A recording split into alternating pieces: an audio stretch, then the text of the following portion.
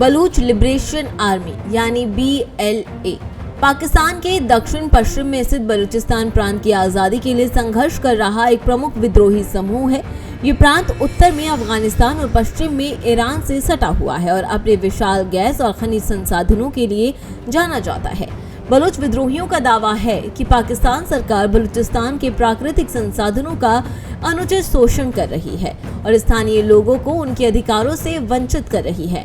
BLA, जो कई अन्य जातीय विद्रोही समूहों में सबसे बड़ा है, दशकों से सरकार के खिलाफ सशस्त्र संघर्ष में शामिल रहा है।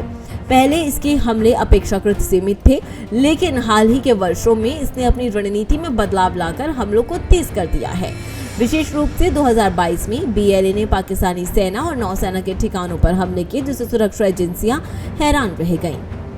इसने महिला आत्मघाती हमलावरों को भी तैयार किया, जिन्होंने कराची विश्वविद्यालय में चीनी नागरिकों को निशाना बनाया। इसके अलावा दक्षिण पश्चिम बलूचिस्तान में बम धमाके भी किए गए। बलूचिस्तान प्राकृतिक संसाधनों से समृद्ध क्षेत्र है, जहां चीन ने भारी निवेश किया हुआ है। चीन पाकिस्तान इकोनॉमिक कॉरिडोर यानी CPEC के तहत $60 अरब की परियोजनाएं यहां पर संचालित हो रही हैं, जिनमें ग्वादर बंदरगाह और रेको डिग जैसी खनन परियोजनाएं शामिल हैं। रेको डिग को दुनिया की सबसे बड़ी स्वर्ण और तांबा खदानों में से एक माना जाता है। BLA और अन्य बलूच विद्रोही समूह इन परियोजनाओं का विरोध करते हैं और बीजिंग पर इस्लामाबाद के साथ मिलकर बलूचिस्तान के संसाधनों का शोषण करने का आरोप लगाते हैं। BLA अक्सर बलूचिस्तान में बुनियादी ढांचे और सुरक्षा बलों को निशाना बनाता है, लेकिन इसके हमले कराची और अन्य प्रमुख क्षेत्रों तक भी पहुंच चुके हैं। हाल ही में कई बलूच समूहों ने एकजुट होने की कोशिश की और एक संगठित सैन्य ढांचा स्थापित करने के प्रयास किए। इसके तहत एक निष्क्रिय गुट BLA भी हाल ही में सक्रिय हो गया है।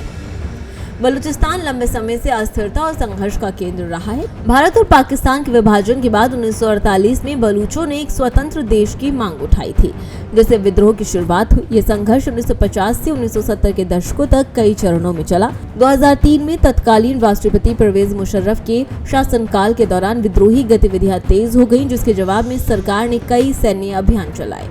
बलूच विद्रोही समूहों का मानना है कि उनके क्षेत्र के प्राकृतिक संसाधनों का लाभ बलूच जनता को मिलना चाहिए, जबकि सरकार और विदेशी कंपनियां उनका दोहन कर रही हैं। स्थानीय लोगों द्वारा बार बार शोषण और मानवाधिकार हनन की शिकायतें उठाई जाती रही हैं। बलूच का पहाड़ी सीमावर्ती क्षेत्र विद्रोहियों और इस्लामी आतंकवादियों के लिए एक सुरक्षित ठिकाना बन चुका है, जहां वो प्रशिक्षण और हमलों की योजना बनाते हैं। हाल ही के वर्षों में BLA ने अपनी गतिविधियों को और आक्रामक बना दिया है, जिससे पाकिस्तान सरकार और सुरक्षा एजेंसियों के लिए चुनौती बढ़ गई है। BLA के बढ़ते हमलों और बलूच स्वतंत्रता आंदोलन की तीव्रता को देखते हुए ये संघर्ष जल्द खत्म होने के संकेत नहीं दे रहा है। ये क्षेत्र पाकिस्तान, चीन और अंतर्राष्ट्रीय समुदाय के लिए एक संवेदनशील मुद्दा बना हुआ है, जहां संसाधनों, भू राजनीति और स्वतंत्रता की मांग के बीच संघर्ष जारी है। फिलहाल इस खबर में बस इतना ही। ऐसे ही और तमाम खबरों के लिए देखते रहिए भारत एक्सप्रेस डिजिटल। नमस्कार।